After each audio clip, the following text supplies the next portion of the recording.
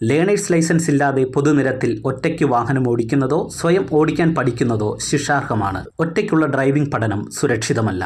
ഒരു ഡ്രൈവിംഗ് സ്കൂളിന്റെ സഹായത്തോടുകൂടി ഡ്രൈവിംഗ് ഇൻസ്ട്രക്ടറുടെ ശിക്ഷണത്തിൽ ഡ്രൈവിംഗ് പഠനം ആരംഭിക്കൂ. അപകടം ഒഴിവാക്കൂ. ഓക്കെ, ഞാൻ ഈ പറയുന്ന കാര്യം ശ്രദ്ധിച്ച് കാണുക. ഇത് നിങ്ങൾക്ക് വണ്ടി തിരിക്കുന്ന സമയത്തൊക്കെ ഒരുപാട് ഉപകാരപ്പെടും. പ്രത്യേകിച്ച് യു ടേൺ എടുക്കുന്ന സമയത്ത്, റിവേഴ്സ് എടുക്കുന്ന സമയത്ത്, കയറ്റത്തെടുക്കുന്ന സമയത്ത്, നിരപ്പത്തെടുക്കുന്ന സമയത്തെല്ലാം നിങ്ങൾക്ക് ഇത് ഒരുപാട് പ്രയോജനം ചെയ്യും. ഹൈ ഫ്രണ്ട്സ്, ഞാൻ ഗുഡ്സൺ കട്ടപ്പന. കാർ ഡ്രൈവിംഗ് പഠിക്കുന്ന ഒരുപാട് പേർക്ക് ഡ്രൈവിംഗിൽ ഈ ഒരു ചിന്തയുണ്ട്.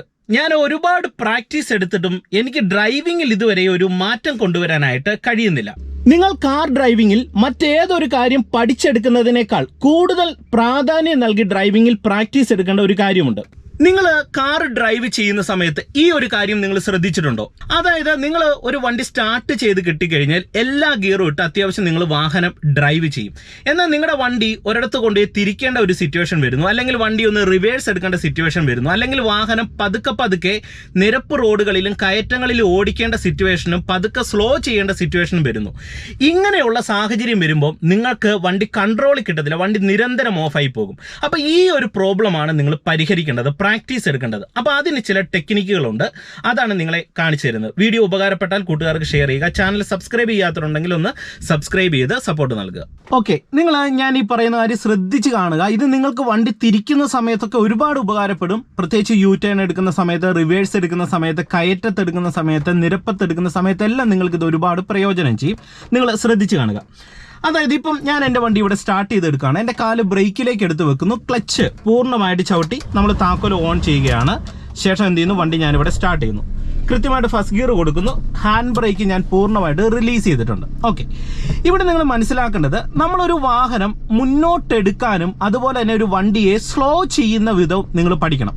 അപ്പോൾ സ്ലോ ചെയ്യുമ്പോൾ നിങ്ങൾക്കൊരു ചോദ്യം ഉണ്ടാകും, സ്ലോ ചെയ്യാനായിട്ട് വേറെ ഒന്നും ചെയ്യേണ്ട, ബ്രേക്ക് വന്ന് ക്ലച്ച് അങ്ങ് ചവിട്ടി കഴിഞ്ഞാൽ, അല്ലെങ്കിൽ ക്ലച്ചും ബ്രേക്കും ചവിട്ടി കഴിഞ്ഞാൽ നമുക്ക് സ്ലോ ചെയ്ത് വണ്ടി നിർത്തിക്കൂടെ?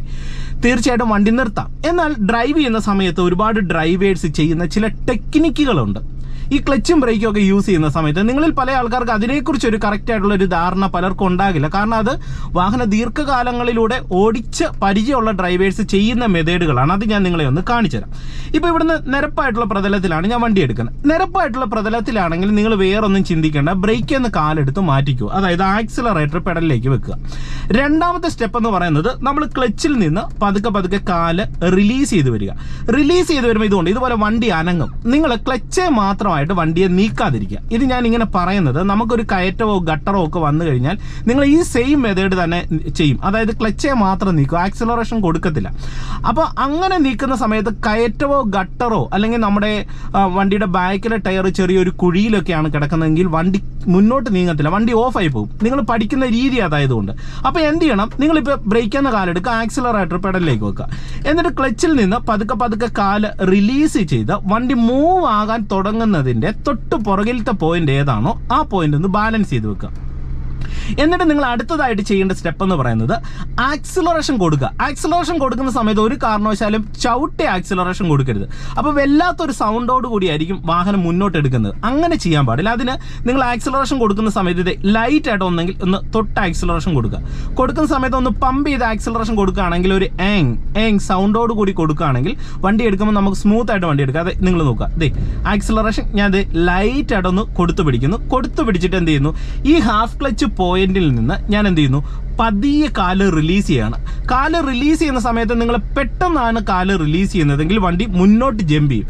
നിങ്ങൾ എത്രത്തോളം ഹാഫ് ക്ലച്ച് പോയിന്റിൽ നിന്ന് കാല് പതുക്കെ അയക്കുന്നു അതനുസരിച്ച് വണ്ടി സ്മൂത്ത് ആയിട്ട് നീങ്ങും. നമ്മൾ ആക്സിലറേഷൻ കൂടെ കൊടുക്കുന്നത് കൊണ്ട് വണ്ടി ഓഫ് ആകത്തില്ല. നിങ്ങളിൽ പല ആൾക്കാർക്കും വണ്ടി ഓഫ് ആകുന്നതിൻ്റെ പ്രധാനപ്പെട്ട റീസൺ അതാണ്.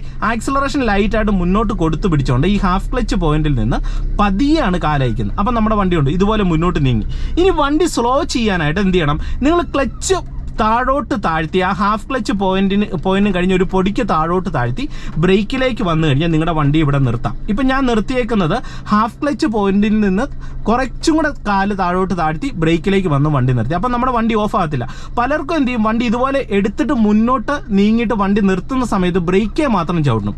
ഈ ക്ലച്ച് ചവിട്ടുന്നത് നല്ല രീതിയിൽ ചവിട്ടത്തില്ല. അപ്പോൾ എന്ത് ചെയ്യും, വണ്ടി ഓഫായി പോകും. ഇപ്പം നമ്മൾ ആ ഹാഫ് ക്ലച്ച് പോയിന്റിൻ്റെ കുറച്ചും കൂടെ താഴോട്ട് താഴ്ത്തിയാണ് നമ്മൾ ക്ലച്ച് താഴ്ത്തി ബ്രേക്ക് ചെയ്താണ് വണ്ടി നിർത്തിയേക്കുന്നത്. അപ്പോൾ ഇങ്ങനെ നിർത്തുമ്പോഴുള്ള ഗുണമെന്ന് പറയുന്നത് നമ്മുടെ വണ്ടി ഓഫ് ആകത്തുമില്ല, എന്നാൽ ഹാഫ് ക്ലച്ച് പോയിന്റിന് അടുത്താണ് വണ്ടി നിൽക്കുന്നത്. അതുകൊണ്ട് തന്നെ നമുക്ക് വീണ്ടും വണ്ടി എടുക്കാനായിട്ട് ഹാഫ് ക്ലച്ച് പോയിന്റ് കണ്ടുപിടിക്കേണ്ട കാര്യമില്ല. നമ്മളിതുകൊണ്ടോ ഓൾറെഡി ക്ലച്ച് താഴ്ത്തി ഫുള്ള് താഴ്ത്താതെ ഒരു ഹാഫ് ക്ലച്ചും കഴിഞ്ഞ് ഒരു പൊടിക്കും കൂടെ താഴ്ത്തിയാണ് നിൽക്കുന്നത്. അപ്പോൾ നമുക്ക് ബ്രേക്ക് വന്ന് നിർത്താം.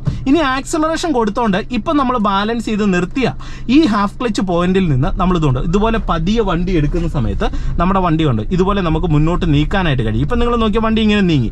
ഇനി വീണ്ടും വണ്ടി നിർത്താനായിട്ട് എന്ത് ചെയ്തു, ക്ലച്ച് താഴോട്ടൊന്ന് താഴ്ത്തി നമ്മൾ എന്ത് ചെയ്തു, ബ്രേക്കിലേക്ക് വന്നു കഴിഞ്ഞാൽ വണ്ടി നിർത്താം. വീണ്ടും എടുക്കണമെങ്കിൽ ആക്സലറേഷൻ കൊടുത്ത് ക്ലച്ചേ നയിച്ചു കഴിഞ്ഞാൽ വണ്ടി നമുക്ക് ഇതുകൊണ്ട് ഇതുപോലെ നീക്കാം. ഇങ്ങനെയാണ് നമ്മൾ കയറ്റങ്ങളിൽ വണ്ടി അല്ലെങ്കിൽ നിരപ്പായിട്ടുള്ള ഒരു പ്രതലത്തിൽ നമ്മൾ വണ്ടി പതുക്കെ ഓടിക്കുന്നത്. ഇനി നമ്മൾ വാഹനം പൂർണ്ണമായിട്ട് അങ്ങ് നിർത്താനായിട്ട് തീരുമാനിച്ചു, കുറച്ച് ഏറെ സമയം നമുക്ക് വണ്ടി നിർത്തിയിടണം. അങ്ങനെയുള്ള ഒരു സാഹചര്യം വന്നു കഴിഞ്ഞാൽ ഇപ്പോൾ ഇവിടെ കയറ്റമാണ്, ഈ കയറ്റത്ത് ഒരു ട്രാഫിക് പോലുള്ള സിറ്റുവേഷൻ, ഫ്രണ്ടിൽ ഒരു വണ്ടിയുണ്ട്, അപ്പം നമുക്കിവിടെ വണ്ടി നിർത്തിയിടേണ്ട സിറ്റുവേഷനാണ്.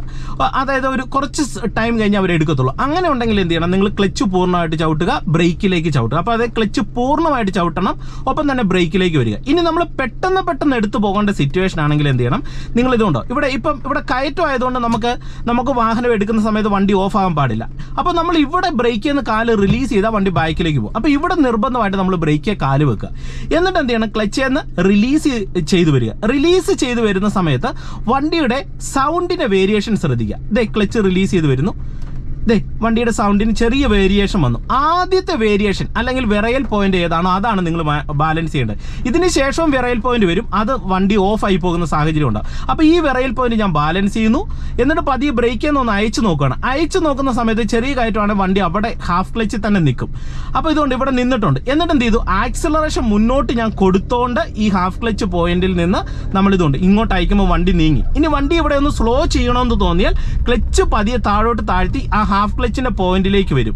വന്നിട്ട് എന്ത് ചെയ്യണം, ക്ലച്ചിലും ആക്സിലറേഷനിലും, അതായത് ഹാഫ് ക്ലച്ച് പോയിന്റ് വന്നു, ആക്സിലറേഷനും കൂടെ കൊടുത്ത വണ്ടിയെ നമ്മൾ ബ്രേക്കിന്റെ സഹായമില്ലാതെ ക്ലച്ചിലും ആക്സിലറേഷനും നിർത്തി സ്ലോ ചെയ്തു.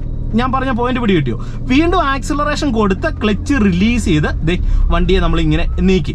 ഇനി നമുക്ക് ഇവിടെ ഈ നിരപ്പായിട്ടുള്ള പ്രതലത്തിലേക്ക് നമ്മളിങ്ങനെ കയറി വരികയാണ്. ഇനി വീണ്ടും വണ്ടിയെ നമുക്കൊന്ന് സ്ലോ ചെയ്യണമെന്നുണ്ടെങ്കിൽ എന്ത് ചെയ്യണം, ക്ലച്ച് പതിയെ താഴോട്ട് താഴ്ത്തി ഹാഫ് ക്ലച്ച് പോയിന്റ് താഴോട്ടൊന്ന് താഴ്ത്തി ബ്രേക്കിലേക്ക് വരുന്നു. ഫുൾ ക്ലച്ച് ചവിട്ടാതെ തന്നെ നമ്മൾ ഒരു ഹാഫ് ക്ലച്ചും കഴിഞ്ഞ് പൊടിക്ക് താഴോട്ട് താഴ്ത്തി വണ്ടി ഓഫ് ആകാത്ത പരുവത്തിനെ ക്ലച്ചിനെ ചവിട്ടി താഴ്ത്തി ബ്രേക്കിലേക്ക് വന്ന് വണ്ടി നിർത്തി.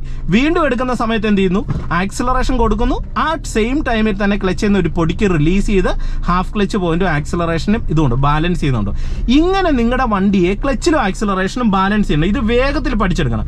ഇത് പഠിച്ചെടുത്താലുള്ള ഒരു ഗുണം, നിങ്ങൾക്കൊരു വണ്ടി തിരിക്കുന്ന സമയത്ത് ഈസി ആയിരിക്കും. ഇപ്പോൾ എനിക്ക് വണ്ടി ഇവിടെ തിരിക്കണമെന്നുണ്ടെങ്കിൽ നിങ്ങൾ നോക്കുക, ഞാനിതുകൊണ്ട് ഇവിടെ റൈറ്റ് സൈഡ് ഏരിയയിലേക്ക് ഞാൻ വന്നിട്ട് എൻ്റെ വണ്ടിയുടെ ബാക്ക് ഈ ഒരു സൈഡിലേക്ക് ഞാൻ ചേർത്ത് തിരിക്കാൻ പോവാണ്. ക്ലച്ചിലും ആക്സിലറേഷനും വന്ന് ഞാൻ എന്ത് ചെയ്തു, വാഹനത്തെ നീക്കി. ഇനി ക്ലച്ച് ഫുള്ള് ചവിട്ടി ബ്രേക്ക് ചെയ്ത് വണ്ടിയെ നിർത്തി. എന്നിട്ട് എന്ത് ചെയ്യുന്നു, ഞാൻ റിവേഴ്സ് ഗിയർ കൊടുക്കുകയാണ്. ബ്രേക്ക് എന്നൊന്ന് പതിയെ അയക്കുന്നു, ഹാഫ് ക്ലച്ചിന്റെ പോയിന്റിലേക്ക് വരികയാണ്. എന്നിട്ട് സ്റ്റിയറിംഗ് ഇതുകൊണ്ട് എൻ്റെ വണ്ടിയുടെ ബാക്ക് ഇവിടെ വലത് സൈഡിലേക്കാണ് കയറേണ്ടത്. ഞാൻ വലത് സൈഡിലേക്ക് സ്റ്റിയറിംഗ് തിരിച്ചു കൊടുക്കുകയാണ്. നിങ്ങൾ നോക്കുക, വലത് സൈഡിലേക്ക് സ്റ്റിയറിംഗ് തിരിച്ചു കൊടുത്ത് നമുക്ക് ഒത്തിരി തിരക്കില്ലാത്ത ഏരിയ ആണ്. ഞാനിത് ഇവിടെ വാഹനം മെല്ലെ ബാക്കിലേക്ക് എടുക്കുകയാണ്. ഇത് ബ്രേക്കേ വരുന്നു, ഹാഫ് ക്ലച്ചിന്റെ പോയിന്റിൽ വന്ന് ആക്സിലറേഷൻ കൊടുത്ത് ഇതുകൊണ്ട് എൻ്റെ വാഹനം ഞാൻ ഇത് നേരെ ബാക്കിലേക്ക് കയറി ആക്സിലറേഷൻ കൊടുക്കുന്നു, ക്ലച്ച് റിലീസ് ചെയ്ത് ഇങ്ങോട്ട് കയറി ക്ലച്ചും ബ്രേക്കും ചവിട്ടി വണ്ടി നിർത്തി. കണ്ടോ, വീണ്ടും ഞാൻ ഫസ്റ്റ് ഗിയർ കൊടുക്കുന്നു. എന്നിട്ട് എന്ത് ചെയ്യുന്നു, സ്റ്റിയറിംഗ് നേരെയാക്കി കൊടുക്കുന്നു, ലെഫ്റ്റ് ഇൻഡിക്കേറ്റർ ഇടുകയാണ്. എന്നിട്ട് ക്ലച്ച് പൂർണ്ണമായിട്ട് ചവിട്ടി ബ്രേക്ക് അയച്ചയച്ചാണ് ഇറങ്ങുന്നത്. കാരണം ഇവിടെ ഇപ്പോൾ ചെറിയൊരു ഇറക്കം ഉള്ളതുകൊണ്ട് ക്ലച്ച് പൂർണ്ണമായിട്ട് ചവിട്ടി ബ്രേക്ക് പതിയെ അയച്ചയച്ച് ഇവിടെ വണ്ടി ഇറങ്ങി. വണ്ടി മൂവ് ആയി കഴിയുമ്പോൾ എന്ത് ചെയ്യും, പതിയെ ക്ലച്ചിൽ നിന്ന് റിലീസ് ചെയ്ത് ഇതുകൊണ്ടോ നമ്മൾ ഈ ഒരു രീതിയിൽ നമ്മൾ ഫസ്റ്റ് ഗിയറിന്റെ പിടുത്തത്തിലേക്ക് വന്നു. വീണ്ടും ഞാൻ എന്ത് ചെയ്തു, ക്ലച്ച് പൂർണ്ണമായിട്ട് ചവിട്ടുന്നു, സെക്കൻഡ് ഗിയറിലേക്ക് ഞാൻ കൊടുക്കുകയാണ്.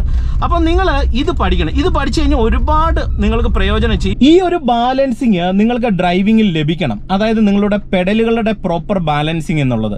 അപ്പോൾ ഇത് കറക്റ്റ് ആയിട്ട് പ്രാക്ടീസ് എടുക്കണം. ഇത് പ്രാക്ടീസ് എടുത്ത് നിങ്ങൾ എന്ത് ചെയ്യണം, നിങ്ങളുടെ കാല് വേഗത്തിൽ യൂസ് ചെയ്യാനായിട്ട് കഴിയണം. വീഡിയോ നിങ്ങൾക്ക് ഉപകാരപ്പെട്ടെങ്കിൽ തീർച്ചയായിട്ടും നിങ്ങൾ ചാനൽ മറക്കാതെ സബ്സ്ക്രൈബ് ചെയ്യുക. അതുപോലെ തന്നെ ഈ വീഡിയോ നിങ്ങൾ ഡ്രൈവിംഗ് പഠിക്കുന്ന കൂട്ടുകാർക്ക് ഷെയർ ചെയ്ത് നൽകുക. ഡ്രൈവിംഗ് പ്രാക്ടീസ് നിങ്ങൾക്ക് വേണമെന്നുണ്ടെങ്കിൽ കോൺടാക്ട് ചെയ്യാം. എൻ്റെ വാട്സപ്പ് നമ്പർ ഡിസ്ക്രിപ്ഷൻ ബോക്സിൽ കൊടുത്തേക്കാം.